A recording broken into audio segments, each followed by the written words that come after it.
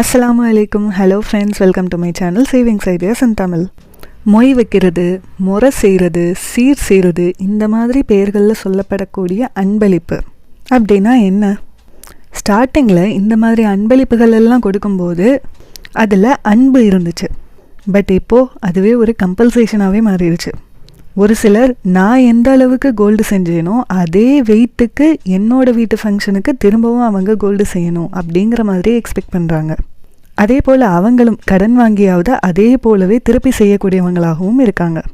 இன்னும் சிலர் அன்னைக்கான கோல்டு ரேட்டை நோட் பண்ணி வச்சுக்கிட்டு அதுக்கான அமௌண்ட்டை மட்டுமே திருப்பி செய்யக்கூடியவங்களாக இருக்காங்க.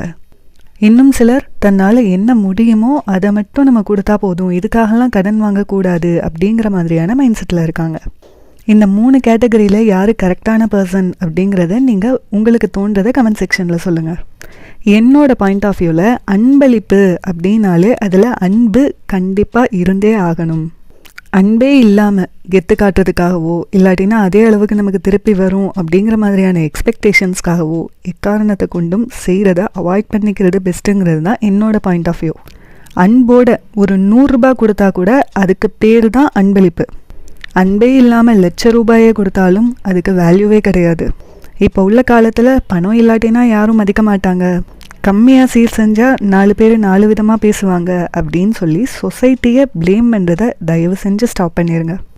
ஏன்னா மாற வேண்டியது சொசைட்டி கிடையாது, நாம தான். என்ன காரணம்னா நாம தான் சொசைட்டி.